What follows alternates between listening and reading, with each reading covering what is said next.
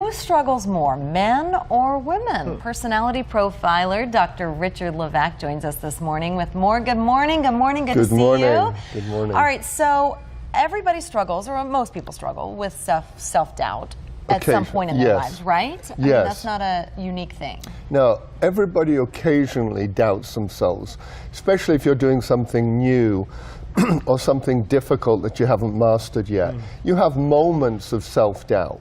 But what we're talking about is chronic self-doubt, where you are constantly doubting yourself and constantly second-guessing yourself. And that's something that isn't good, and we can talk about why and what it does to work and so on. What's an example of excessive self-doubt where it would maybe hinder you from doing something that would help you?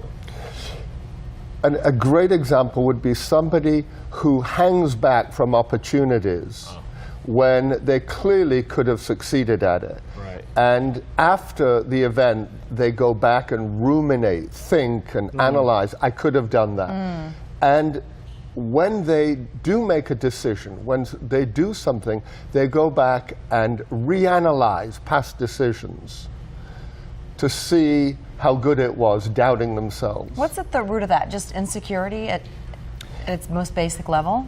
It's a deep-seated sense, I can't do it. If I make a mistake, I'm going to live with guilt.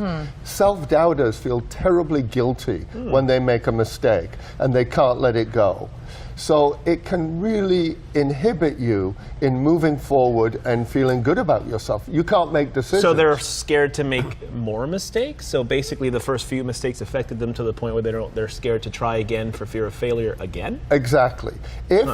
If you grow up in an environment where you are shamed for making a mistake. I grew up in England in a very all-boys school where they used shaming as a way to make you feel, to help you learn better. It doesn't work. But if they put you down, if you're teased, if when you make a mistake you feel humiliated, that can affect your confidence and make yourself doubt yourself. Who doubts more, men or women?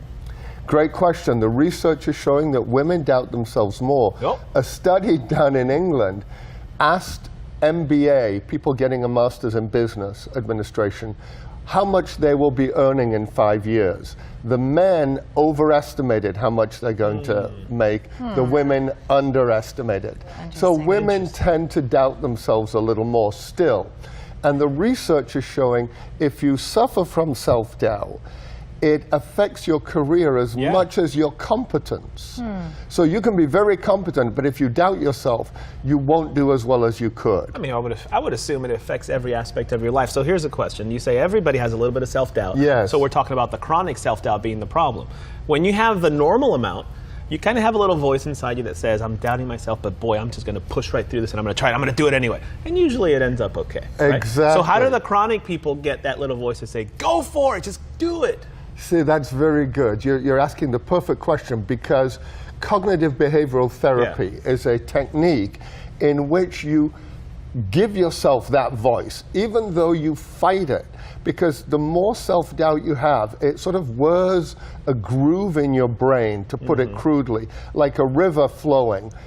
The more you doubt yourself, the more you doubt yourself. So to switch that, you have to tell yourself, I know I'm doubting myself, push through it. Ignore that negative voice. I tell people, pretend it's a faulty smoke detector. You know, sometimes someone will say, oh, forget that, the battery's out. There's that annoying beep. There's that annoying beep. That chirp. And imagine that voice is an annoying smoke detector. It's inaccurate. Don't listen to it. Don't evacuate the building. Okay, very good. I like that. I do too. Dr. Levak, thank you as always. We appreciate it. Hey, Chrissy, we were just talking about how our Facebook friend of the day likes yoga and the segment Mind Matters. So